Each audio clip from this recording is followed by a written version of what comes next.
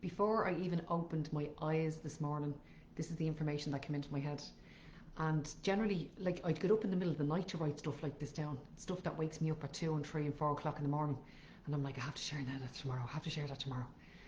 So, you know, when your brain activates and you haven't even opened your eyes, I find that that's my most creative time of the day. So I'm going to share with you what was on my mind this morning. And what I heard in my head was this: one day at a time. And then the next thing that I heard was, sometimes one day at a time is too long. Sometimes one day at a time is too much for people.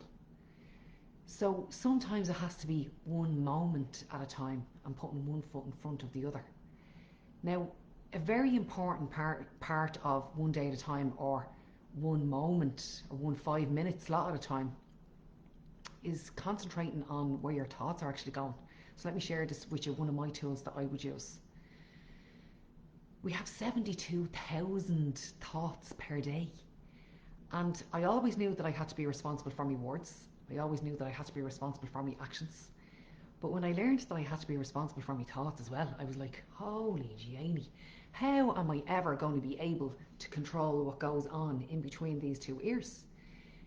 It is difficult. It still is a challenge, but it is possible. Sorry about that, guys. It is possible to do that. So one way that you can do that is when the thoughts come into your head and it is challenging you, or you're feeling uncomfortable and you have a wobbly feeling in your stomach, ask yourself this question: am I projecting into the future, which doesn't exist? Or am I going over the past over and over and over again, which you cannot control, okay?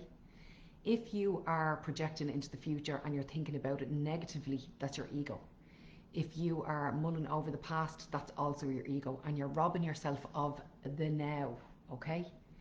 If you feel challenged in any moment and you bring yourself back to the now, replace the thought with a truth of something positive that has happened to you, okay? Not only replace the truth up here, but you need to replace the truth in your tummy, because we feel all our feelings down there. And when we're projecting into the future or bemoaning about the past, you're feeling that in your stomach as well.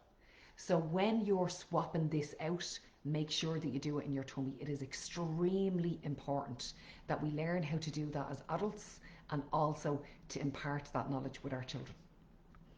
Take it easy. Catch us later. Slán.